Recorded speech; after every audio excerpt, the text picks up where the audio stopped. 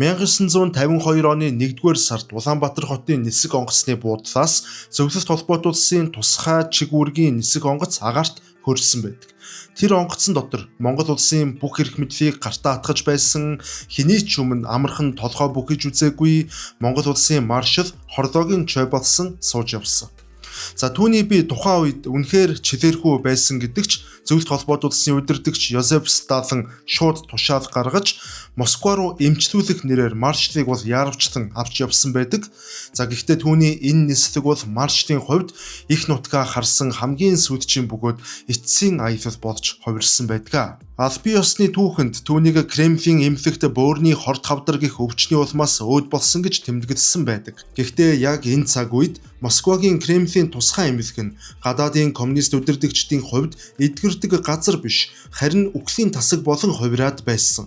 Болгарын удирдагч Георгий Димитров, Чехословакийн удирдагч Клемент Готвальд гэх мэтээр Сталинд хэрэггүй болсон. Эсвэл Москвагийн заавраас гажиж хит бие даасан бодлого явуулахыг оролдсон удирдагчид чухам энэ эмнэлгийн хаалгаар орсныхан дараагаар учир битүүлэхээр ээлж дараалан амьсгал хураацгаасан байдаг. Тэгвэл маршал Хордогийн чой болсонгийн хувьд яг юу тохиолдсон бэ? Улаанбаатарт хийсэн эмч нарын үзэлгээр үхэлд шууд хүргэх хэмжээний хүнд хавдрын шинж тэмдэг түүнд эврээгүй байтал Москвад очсон даруйд би нь яагаад тийм огцом маш сэжигтэйгээр муудсаар эцэст нь амьсгал хураав. Түүний өвөр Монголыг нэгтгэж их гүрнүүдийн эсрэг сүрэн зогсох гэсэн нармай Монгол үзэл санааны мөрөөдөл нь Сталины хилэнг бадрааж цаашид Монголын маршал өөрийнх нь үгээр байхгүйг ойлгосон тул түүнийг цаазаар авсан юм биш үз. Өнөөдөр бид Оросын архивд одоо хүртэл гүйцэд нээгдээгүй чандлан нууцлсаар байгаа хавтас тэргүүдийн мөрөөр орох болно. Түүхийн хамгийн том онцлог болсон маршал Хордогийн чой болсонгийн нууцлаг үхлийн цаадахыг ухаж тэр үнэхээр жам ёсороо өөд болсон уу? Эсвэл Кремлийн жороор хорлогдсон уу гэдгийг хамтдаа задлан шинжилцгээе. Түүнчлэн та бүхэндээ манай контентыг дэмжиж оюуны хөрөнгө оруулалт хийж байгаа Бехровка брендийг танилцуулж байгаадаа таатай байна. Бехровка нь манай улсын шингэн хүнсний соёлд цоо шин өнгө төрөх болон онцгой амтыг оруулж ирж байгаа Чех улсын бахархал болсон ликер юм а. Мөн Бехровка нь 20 гаруй төрлийн байгалийн ургамлаас бүтсэн хоол боловсруулалтыг дэмждэг ликер учраас хүмүүс ихэвчлэн хоолны дараа зохистой хэмжээгээр хэрэглэдэг юм байна лээ. Иймээс Бехровка нь хэтрүүлэн хэрэглэх гэхээсээ илүүтэйгээр амт үнэрийг чухалчилдаг соёлтой хэрэглэгчдэд илүү нийцтэй ликер юм а. That government of the people, by the people, for the people.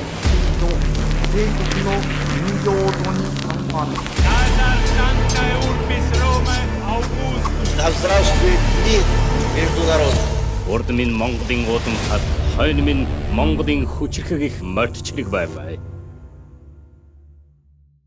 Албан ёсны түүхийн баримтуудад дурдсанаар бол 1951 оны сүүл үеэс эхлээд маршал Хордогийн чой болсонгийн бие лагшин баг зэрэг чилэрхэж ойр ойрхон ерөнхийдөө ядарч сулдах болсон талаар бол бичсэн байдаг. За гэхдээ тэрээр Москвад очиж эмчлүүлэх саналыг бол анхнаас нь удаа дараа бол маш эрс шийдэмгээ байдлаар няцааж өөрийнх нь нутагтаа өөрийнх нь итгэлт эмч нарын хяналтанд байхыг бол илүүд үдсэн хариу цахилгаануудыг бол Зөвлөлт холбоот улс руу тэрээр явуулсаар байсан. За ингээ олон жил төр барьсан улс төрийн маш хурц мэдрэмжтэй Хордогийн чой болсон гэдэг хүний хувьд бол Кремлийн тэрхүү хаалттай хан хэрбнүүдийн цаана яг үнэндээ ямар аимшигтай тоглоом явагдаж байдгийг тэрээр бол хинээрч хэлүүлэлтгүй маш сайн мэдэж байсан гэдэг нь бол тодорхой байсан баха. Гэвч Сталины зүгээс эрэх дарамт өдөр ирэх тусам ширүүлсэж эхлэв. Эхлээд зөвлөгөө маягаар ирж байсан цахилгаан мэдээ удалгүй шахалт болон хувирч эцэстээ Сталин өөрийн биеэр тусгай үүргийн онгоцыг Улаанбаатарт илгээснээр нөхцөл байдал эргэлт буцалтгүй болон хувирсан юм. Энэ бол энгийн нэгэн эмчилгээний урилга биш, харин шууд утгаараа зайлшгүй биелүүлэх ёстой хатуу тушаал байв.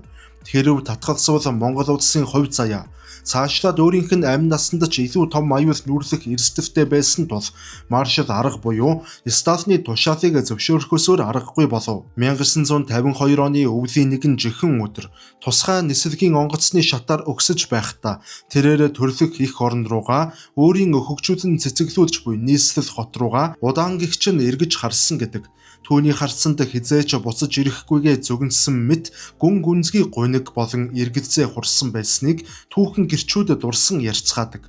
Эмчилгээний нэрээр дуудагдсан энэхүү нисэлг нь маршалын эрүүл мэндийг аврах зорилготой биш, харин түүнийг өөрийнх нь газар нутаг, үнэн ч албатуудаас нь тасалдж байгаад Кремлийн хатуу хяналт, цоочтой хаалганы цаана аваачиж байгаад амь насыг нь хороох гэсэн үхлийн аялал байсныг тэрээр маш сайн мэдэж байв. Түүнийг Москвад хөл тавьсан даруйд нь маш богино хугацаанд маршалын эрүүл мэндийн байдал бол одоо маш сэжигтэйгээр маш огцон байдлаар ингэж муудаж эхэлсэн байдаг. За албан ёсны түүхэнд болон тухайн үеийн баримт бичгүүдэд бол түүнийг бөөрийн хорт хавдарнууд эцсийн шатанда орсон байсанд бол аврах ямар ч боломж байгаагүй гэж ингэж тайлбарлаж бичсэн байдаг. За гэвч яг энд одоо маш том ангаах ухааны болон логикийн зөрчилдөөн гарч ирдэг. Улаанбаатарт байхад тогтмол үзлэг хийдэг байсан Монголын болон зөвлөлтийн тэргүүлэг хэмжнэрийн дүгнэлтээр түүний бид ямар нэгэн хурц хэлбэрийн хүнийг хэдхэн 7 хоногийн дотор үхэлд хүргэх боломжтой хорт хавдрын шинж тэмдэг огтосоо илрээгүй юм. Хэрв тийм хүнд шатандаа орсон хавдар байсан бол маршалын ховийн эмчнэр үүнийг мэдэлгүй өнгөрөх ямар ч боломжгүй байв. Харин Кремлийн тусгай эмнэлгийн хаалгаар ормогц өвчин нь гинт хурцдаж, эмчилгээний тариа им өгөх тусам биеийн улам дороотож, эцэстээ ухаан алдах хэмжээнд хүрсэн нь асар их таамаг болон хардалахыг араасаа дагуулдаг. Яг энэ цаг үед зөвлөлтийн аюулаас хамгаалах яамны дэргэд Григорий Майроновскийгоор ахлуулсан хор судлалын тусгай лаборатори буюу 12 дугаар лаборатори эд хүчээ авч байв. Тэдний гол зорилго нь хүний биед ямар ч улмөр үлдээдэггүй, хүнийг яг зам ёсны өвчнөр буюу зүрхний шигдээс, хавдар эсвэл дотоод эрхтний дутагдлаар нас барсан мэт харагдуулдаг төгс хорыг гаргаж авах явдал байв. Энэхүү нууц лабораторийн гаргаж авсан үхлийн бодисуудыг улс төрийн хүрээнд Кремлийн жор хэмээн нэрлэдэг байж, Кремлийн тусгай эмнэлгийн дотор маршалд өдөр алгасахгүй хийж байсан тэрхүү өндөр тунгаар өгөгдөх эм болон тарианууд нь үнэхээр өвчнийг ангаах эм байсан уу? Эсвэл эд эрхтнийг айжмаар чимээгүйхэн устгах Кремлийн жор байсан уу гэдэг асуулт эндээс гарч ирнэ. Олон түүхч болон судлаачдын үзэж буйгаар түүний биед хавдрын их үүсвэр байсан байж болох ч тусгаалan бэлтгэсэн химийн бодисын тусламжтайгаар тэрхүү өвчнийг нь зориудаар сэдрээж үхлийн процессыг маш нарийн зохион байгуулалттайгаар хурдсгасан байх магадлал өндөр байдаг. Чухамдаа Кремлийн эмнэлгийн цагаан орн түүнийг аврах бус, харин ямар ч цус гаргахгүйгээр чимээгүйхэн цаазлах цаазын тавцсан болж хувирсан юм. Тэгэхээр хүн төрөлхтний түүхэнд улс төрийн алалгууд бол ямагт одоо асар хүчтэй тийм сэдвийн улмаас хийгдсэн байдаг. Тэгвэл Йозеф Сталинд Аз дахь хамгийн үнэнч холбоотноо устгах яг ямар шаардлага шалтгаан байв гэдэг асуулт бол хамгийн зүй ёсны асуулт юм.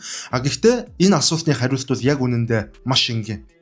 Чой болсон гэдэг хүн бол хизээч яг жинхэнэ бүрэн утгаараа Сталины утсан хүүхэлтэй байгаагүй. Чой болсон бол Сталинд яг л тийм үнэнч мэд дүр эсгэж шаардлагатай золиосуудыг нүдэн анж сэтгэлэн чангалж байгаад бол гаргачихдаг.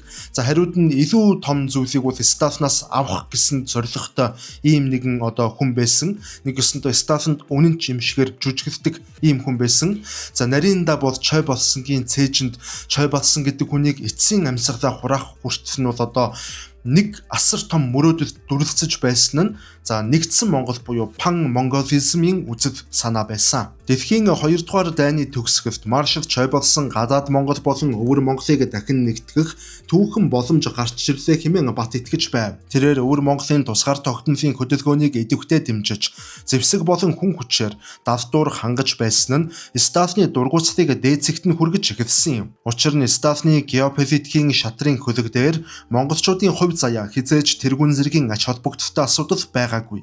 Харин Сталины хувьд Мао Цзэдунтай байгуулах зөвлөлт хятадын стратегийн эвсэл нь ядуу бөгөөд жижигхэн хүчгүй сул дорой Монгол улсаас хамаагүй илүү чухал нүүдэл байв. Сталин аврах том хятад гүрнийг коммунист блокт оруулахын тулд өвөр Монголыг Бээжингийн мэдэлд үлдээхээр биднийг давуулан өөр хоорондоо тохиролцсон бөгөөд яг энэ тохиролцоонд нь хятад зөвлөлтийн голд байгаа жижигхэн Монголын үнцэрхэг үзэлтэй Чой болсон цорын ганц маш том саад болон хувирсан юм. Чухам өвөр Монголыг нэгтгэх асуудлаас эхлэн Чой болсон Сталин хоёрын харилцаанд ан цав сууж эхлэв. Маршал айжмаар Москвагийн заавраас гажиж газар нутгийн хэвийн асуудлаар хатуу байр суурь илэрхийлж, зөвлөлтийн мэрэгчлэтнүүдийн зарим мавтаатай бодолгуудыг эв цагаан эсэргүүцэх зэргээр хит бие даасан удирдагчийн шин чанаруудыг гаргаж эхэлсэн. Шатрын хүү бэрс болох замдаа орж эхэлсэн гэсэн үг. Гэтэл Сталины хувьд холбоотон гэх үгийн утга учир нь үг дуугүй захирагдах ёстой хэрэгсэл төдий байсан бөгөөд өөрийн гэсэн толгойтой их оронч үзэлтэй удирдагч бол хизээ дэлбэрхэн тодорхойгүй цагийн механизмтай тесрэх бөмбөг мэтээр шууд Сталинд санагдаж эхэлсэн мэдээж. Маршал Хорлоогийн чой болсон хэдийгээр зөвлөлтийн хүчээр эрх мэдэлд хүрч чадсан ч түүний зүрх сэтгэлд зөвлөлтийн ашиг сонирхлоос илүүтэйгээр Монголын газар нутгийн бүрэн бүтэн байдал нэн чухал бөгөөд бүр амнаас нь илүү чухал байсан учраас Сталины хилэн бадарч эхэлсэн юм. Харин нөгөө талд Кремлийн эзэн болсон сахал Сталины хувьд хүсснээрээ хөл гарыг нь хөдөлгөдөг утсан тасарсан хүүхэдтэйг тайзнаас буулгах ганцхан арга байсан нь түүнийг өглийн өвчнөд нүүрэлдүүлэх хугацааг нь улам бүр наашлуулах явдал байв. Чой болсонгийн нэгдсэн Монголын төлөөх тэрхүү нууцхан боловч маш хүчтэй хүсэл мөрөөдөл нь үнэн хэрэгтээ түүний өөрийнх нь гарын үсэг зурсан ялын тогтоол болон хувирсан байдаг. За ингээд аргагүй ирэхэнд Сталины тушаалаар Кремлийн эмнэлгийн өрөөнд хэвтэх болсон маршал Хорлоогийн чой болсон хэдийгээр бүхэл бүтэн улсын удирдагч байсан боловч яг үнэндээ тэрхүү дөрвөн хантай өрөөнд дотор яг л торонд хашигдсан амтан мэт маш хүчин мөхс байдалд бол орж хувирсан байдаг. За хамгийн ноцтой бөгөөд хамгийн с ิจ гтэй үйл явдал нь юу байсан бэ гэвэл одоо түүнийг Кремлийн тусгай эмнэлэгт хэвтсэн даруйд Кремлийн зүгээс маш нарийн зохион байгуулалттайгаар маршал чой болсон гадаад ертөнцөөс бүр мөсөн тусгаарласан байдаг. Нэг ёсондоо бол түүнийг дагалтан очсон Монголоос дагалтаж очсон этгэлт бие хамгаалагчид, хувийн нарийн бичгийн дарга нар за тэр байтугай бүр эхнэрээс нь хүртэл Хорлоогийн чой болсон маршлыг бол тусад нь салгаж байгаад одоо хамт явсан хүмүүсийг нь бол өрөөнд нь нэвтрэх одоо үг солилцох бүх эрхийг нь бол маш хатуу хязгаарлаж нийгмээс түүнийг бүрэн тусгаарласан байгаа юм а. Энэ бол хүн өвчтнийг сахидаг ердийн нэг эмнэлгийн дэглэм огтоосон биш. Түүний орны хажуу зөвхөн Орос эмч совилогч нар буюу бодит байдал дээр зөвлөлтийн аюулаас хамгаалах яамны тусгай албаны харгалзагч нар өдөр шөнөгүй ээлжлэн сахиж байв. Бүхэл бүтэн улсыг гартаан атгаж, Сталины өдөөс ихцлэн харж чаддаг байсан хүчрхэг удирдагч, эцсийн мөчтөө их хэлээрэн үг солих хүнгүй, өөрийн хүмүүстэй ямар нэгэн захиас нууцлаг гэрээслэлч үлдээх боломжгүйгээр харийн нутагт цоочтой хаалганы цаана ойр ганцаараа үлдэж хоцров.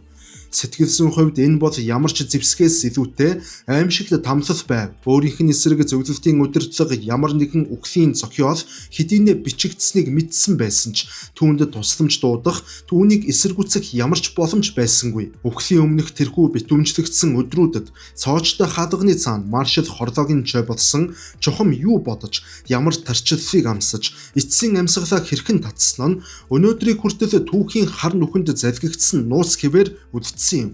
Гэхдээ нэг зүйл маш тодорхой байдаг.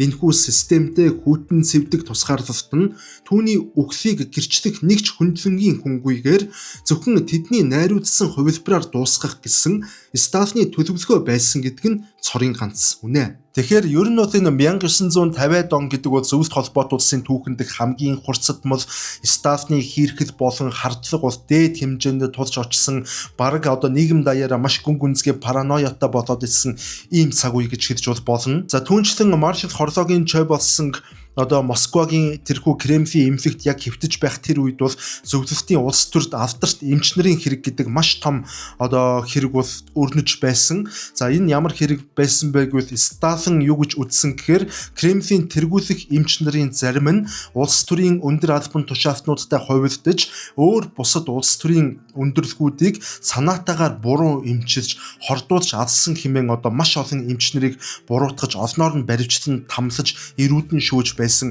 ийм цаг үедээ Хорлоогийн чой болсон маршлын үхэл яг давхцсан байдаг. Энэхүү түүхэн үйл явдал бидэнд нэгэн маш том үннийг хэлж өгдөг. Тэр үнэн юу вэ гэвэл тухайн үеийн зөвлөлтийн дэглэмд ангаах ухааныг улс төрийн алалгад ашиглах нь зүгээр нэг цуурхал биш, харин бодит амьдрал дээр хэрэгждэг улс төрийн харгас механизм байсан гэдгийг тэд нар өөрсдөө нотолсон хэрэг байв. Эмчнэр аюулаас хамгаалах яамны шууд хараа хяналтанд дор ажиллаж, дээрээс өгсөн тушаалын дагуу хэнийг ч өвчнөөр үхүүлэх, эсвэл үхлийн шалтгааныг нь өөрчилж бичих бүрэн боломжтой. Тиймээс аимшигтай систем зөвлөлт холбоотуулсад үйлчилж байв. Кремлийн тусгай эмнэлэг нь гадаадын удирдагчдын хувьд эдгэрдэг биш, харин ч эргэж гардаггүй үхлийн тасаг болон хувраад байсан цаг. Чойботсонгаас ердөө хэдхэн жилийн өмнө буюу 1949 онд Болгарын коммунист удирдагч Сталины бас нэгэн золиос болсон Георгий Димитров яг энэ нэмлэгт дэмжлүүлэхээр ирээд мөн л учир битүүлэхээр нас барсан байдаг. Түүний дараахан Чехословакийн удирдагч Клемент Готвальд ч мөн яг ижил хувь заяаг давтан амссан. Эдгээр удирдагчдад нийтлэг нэгэл шинж байсан нь тэд бүгд өөр өөрсдийн улс орондоо хэтэрхий их нөлөөтэй болцгоож Сталины бодлохоос зөрүүтэй алхам хийх оролдлого гаргаж ирсэн явдал байв. Иймээс маршал Хорлогийн чой болсон Кремлийн эмнэлэгт нас барсан нь гинтийн залгүй явдал яавч биш. Тэрээр Сталинд хэрэггүй болсон. Эсвэл хэтэрхий бие даасан удирдагчийг цэвэрлэдэг тэрхүү үхлийн тойргийн ээлж золиос болсон гарцаагүй. Зөвлөлтийн цагаан нөмөрөгтэй алуурчид өвчний түүхийг хэрхэн зохиож ямар тариагаар маршалын амийг нь тасалсан нь өнөө хүртэл Кремлийн архивын гүнд нууцлагдсан хэвээр хадгалагдаж байна. Маршал Хорлогийн чой болсон амьсгал хураасны дараагаар түүний үхлийг тойрсон маш с ิจ гтэй бөгөөд нууцлаг үйл явдлууд нэлээд эрчимжиж эхэлсэн байдаг. За 1952 оны 1-р сарын 26-ны өдөр түүнийг нас барсан гэдэг аль бие ёсны мэдээ гарч эхэлмэгц. За цогцсыг нь одоо Монголын талын ямарч гэрч аль бие ёсны ямарч зөвшөөрөлгүйгээр мөн одоо хүндлэнгийн ар гэрийнхэн ч юм уу Монголоос дагалдаж очсон хүмүүсийн одоо ямарч оролцоогүйгээр цогцсыг нь шууд зөвлөлтийн эмчнэр одоо маш нарийн шинжилгээнд оруулаад задлан шинжилгээнд оруулаад тэгээд занданшуулах ажлыг зөвлөлтүүд өөрсдөө гартан гүйцэтгсэн байдаг. Ямарч зөвшөөрлгүйгээр бас хяналтгүйгээр гэсэн үг. За энэхүү Яруу санд руу үйлдэл нь бол одоо түүний биед байж болох магадгүй тэр гадны нөлөө зөвхөлт хүргэж одоо байсан мөхөлт хүргэсэн байж болцсошгүй тэр бусад химийн хорт бодиснуудын уул мөрийг зөвлөлтийн эмчнэр яаралтай устгаж нуун дарагдуулах гэсэн оролдлого байсан байж магадгүй гэж дефинг судлаачид дуу нэгтээ үздэг. Хамгийн ноцтой бөгөөд анхаарал татсан зүйл нь өнөөдрийг хүртэл Оросын холбооны улсын архивт маршал Чойботсонгийн Кремлийн эмнэлэгт хэвтэж байх үеийн өвчний наривчилсан түүх, өдөр тутам хийж байсан тариа болон эмийн жагсаалтууд, задлан шинжилгээний жинхэнэ тайлангууд маш нууц гисэн тамхтай, хаалттай хэвээр хадгалагдсаар байна. Хэрв тэрээр үнэхээр аль бие ёсны дүгэлтэнд бичсэн шиг ердийн нэг бөөрийн хавдраас болж нас барсан үний юм бол 70 гаруй жил өнгөрөөд байхад эдгээр баримтуудыг ингэж ихээр чамдлан нууцлахын учир юунд байна? Чухам эндээс л түүний үхэл энгийн нэгэн биологийн үхэл биш. Харин төрийн өндөр түвшний зохион байгуулагдсан улс төрийн адлах байсан хэмээх таамаг улам бүр баталгаажиж эхэлдэг. Маршал Хорлогийн Чойботсонгийн үхэл нь Монголын орчин цагийн түүхэн дэх хамгийн том тайлагдшгүй онцлог хэвээр үлдсэн юм. Тэрээр үнэхээр зам ёсороо өөд болсон уу? Эсвэл Монгол улсынхан газар нутгийн бүрэн бүтэн байдал, нэгдсэн Монгол буюу Нармай Монгол, пан монголизм үзлийнхэн төлөө нэгдсэн Монголыг байгуулах гэсэн тэрхүү мөрөөдлийнхэн төлөө амиа өгсөн улс төрийн золиос байв уу? Хэдийгээр үнэн мөнийг гисчлэх цаасан баримтууд Кремлийн архивд гүн цоочтой хаалганы цаана мөнхөд нойрсож байж болох ч түүхэн үйл явдлуудын логик уялдаа холбоос цаг хугацааны давхцал нь бидэнд үннийг хэдийнэ баримтгүй болохоос биш тун ойлгомжтойгоор нотлон харуулж байна. 1952 оны 1-р сарын сүүлчээр гашуудлын хар тууц зүйлсэн галт тэрэг Улаанбаатарын өртөөнд ирэхэд монголчууд тухайн үедээ бүх нийтээрээ шоконд орцгоосон байдаг. Чойботсон маршалын занданшуулсан шарфыг Сүхбаатарын талбайн төвд барьсан бунханд хүндэтгэлтэйгээр байршуулсан байдаг. За ингэж Монгол үндэстний орчин цагийн түүхэндх маш том, маш нөлөө бүхийн нэгэн гол дүр үнэхээр хүчрхэг хүн байсан уу гэвэл хинч марахгүй. Үзэн ядагчтан ч бай, хүндэтгэн биширдэг хүмүүс нь ч бай, хинч мархааргүй хүчрхэг дүр байсан. За түүнчлэн харгас догшин нэгэн байсан уу гэвэл шаардлагатай үедээ харгас догшин зан чанартай байж чаддаг. Агуу том зорилгынхын төлөө маш их золиосыг төм төмээр нь гаргаж чаддаг тийм сэтгэл зүйтэй. Гэхдээ хамгийн гол нь мууч бай, сайн ч бай, их оронч хүн байсан. Маршал Хордогийн чой болсон бол иймээс одоо нэгэн түүхийн ариун их зөрчилдөөнтэй маш том бүр Монголын түүхэн дэх маш том парадокстой дүр алдаа оноо нүгэл буян тэр чигээрээ тэнцүү шахуун гэж хосолж дэнсэлсэн одоо иймээс нэгэн Маршал Хордогийн чой болсонгийн 90 үе Стафны тэр цуст хядлах цуст савраар бол одоо цуст хутгаар ингэж бол төгссөн байдаг. Маршал чой болсон нас барсан даруйд Кремль огтхонч цаг автсангүй. Сөүлөлтийн удирдлагууд өөрсдийн аль эрдэнэс бэлтгэсэн Москвад үнэнч илүү зөөлөн сэхэтэн гаралтай Юмжаагийн Цэдэнбаатыг Монголын төрийн тэргүүнээр жинхэнэ тавьсан юм. Москваг цаашаа чой болсон шиг цэргийн хувцаснаас савдаггүй. Өөрийн гэсэн хатуу байр суурьтай. Заримдаа Стафны өөдөөс ч үг хэлж зүрхэвдэг, амглан удирдагч дахин хэрэггүй байв. Цэдэнбаатар төрийн эрхэнд гарснаар Монгол улс зөвлөлт холбоот улсын бодлогыг ямар ч эсэргүүцэлгүйгээр бүрэн дуулууртайгаар нэг хэсэгтээ дагсан байдаг. Түүнчлэн маршлын үхлээс ердөө хэдхэн жилийн дараа буюу 1956 онд зөвлөлт холбоот улсад Стафныг нас барсны дараагаар коммунист блок даяар хувь хүнийг дахин шүтэх үзлийг буруушаах давлгаа ихлэхэд монголч мөн даган дуурайв. Өчигдөрхөн хайрт маршал, агуу удирдагч, улс орныг удирдан жолоодогч хэмээн магтаж дуулаж байсан чой болсон 1937 оны их хэлмэгдүүлэлтийн гол буруутан цуст ярахчин болгон тэр дор нь яллаж эхлэв. Зөвлөлтийн НКВД буюу дотоод хэргийн ардын комиссариудын шууд заавраар хийгдсэн тэрхүү аимшигт хядлагын бүх бурууг цорын ганц Маршал Хордогийн чой болсонгийн нуруунд тохож Москва өөрийн гараа цэвэрхэн угааж үлдсэн нь түүхэн дэх хамгийн том улс төрийн залмих байв. Мөн чой болсонгийн үхэлтэй хамт түүний насан туршдаа цээжиндээ тээж явсан гадаад болон дотоод Монголыг нэгтгэх пан монголизмын мөрөөдөл бүр мөсөн боловчлогдсон түүхтэй. Хятад зөвлөлтийн дунд хавчуулагдсан Монгол улсын хил хязгаар яг тэр чигтээ царцагдаж өвөр Монголын хувь заяа тэр чигтээ Бээжингийн гарт эргэлт буцалтгүй орсон түүхтэй. Тэгэхээр эцсийн дүндээ бол Маршал Хордогийн чой болсонгийн Москва дахь үхэл бол яг үнэндээ зүгээр нэг хувь хүний үхэл бол байгаагүй. Харин Монгол улсын тусгаар тогтнол дотоод бодлого бол чой болсонгийн үхлээс хойш тэр чигтээ маш айжуухан замаар зөвлөлтийн мэдэлд бол тэр чигтээ шилжиж бүрэн зөвлөлтийн хяналтанд орж Нармай Монгол гэдэг одоо пан монголизм нийт Монгол туурхтнуудыг нэгтгэх одоо тэр үзэл санаа бол Монголын түүхэнд бол 20 дугаар зуунд бол тэр чигтээ устдаж их гүрнүүдийн политикийн тоглоомын дүрэн бол одоо шинээр зурагдсан ийм түүхэн эргэлтийн цаг үе байсан гэж үзсэн. Яг хөө түрүүн хэлсэнчлэн яг үнэндээ бол өвөр Монголыг өнөөдрийн ар Монголд өгөх нь яаж бодсон зөвлөлт холбоот улсын хувьд бол маш ашиггүй.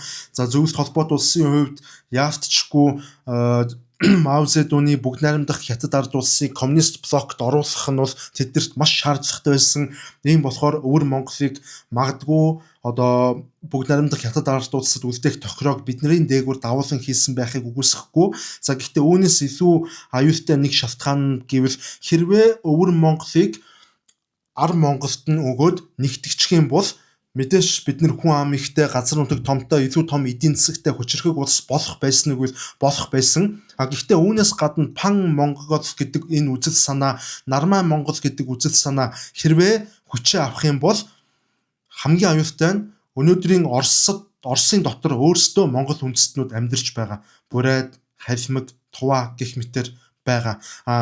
Энэ Нармай Монгол үзэл санаа зөвлөлт холбоот улсын дотор халдварлаж зөвлөлт холбоот улс доторх Монгол угсаатнууд хүртэл салан тусгаарлах, ар Монголтой тусгаар тогтносон Монголтой нэгдэх ийм бас одоо маш том түүхийн шуурга дэгдэж магадгүй гэдэг ийм айдас давхар бас Стафны дотор байсан болов гэж бодогдд юм аа. За ингээд өнөөдрийн дугаар энэ төрөд өндөрлөж байна. Хордогийн чой болсон маршлыг миний хувьд бол буруутгадгүй учиргүй дэмжидгүй. Тэр хүн бол цаг үеийнхэн түүхэн үүргийг гүйцэтгсэн. Тэр цаг үеийн түүхэн үүрэг нь юу байсан бэ гэвэл 200 гаруй жил зөвхөн тусгаар тогтнолыг хүсэж мөрөөдөж исэн, тусгаар тогтножил байвал ямар ч солиос гаргахад бэлэн байсан тэр мөрөөдөл болсон Монголын тусгаар тогтнол гэдэг зүйлийг бол одоо Оросыг зөвлөлтийг ёстой дагж байгаа ч хамаагүй яаж хийж яагаад цус урссан боловч хилээ тогтоож чадсан бол тэр хүний түүхэн гавья. Гэхдээ үүний тулд Хордогийн чой болсон маршал маш олон хүмүүсийг устгасан, маш их хэлмэгдүүлэлт хийсэн, маш их золиос гаргасан. Энэ бол түүний цусаар будагдсан, түүх цусаар будагдсан тусгаар тогтнолын үнцэн гэж бол ингэж ойлгох юм а. Тэгэхээр хорологийн чой болсон гэдэг бол түрүү хэлсэнчлэн маш том парадокстой дүр, сайн тал байгаа, гавья байгаа, гимзэм, авта гарын цуснд будагдсан уу гэвэл будагдсан ийм л хүн. Тэгэхээр аль ч өнцгөөс нь харж болно. Гэхдээ авта нь арай илүү хүнд байх уу, эсвэл тэр хүний оноо түүхэнд гүйцэтгсэн үүрэг нь илүү одоо хүнд чин дарах уу гэдгийг бид нэр хувьдаа бодох ёстой болов гэж надад ингэж санагдд юм а. За ингээд өнөөдрийн дугаар маань энэ түрээд өндөрлөж байна. Дараагийн дугаараар дахин уулзтлаа. Түр баяртай.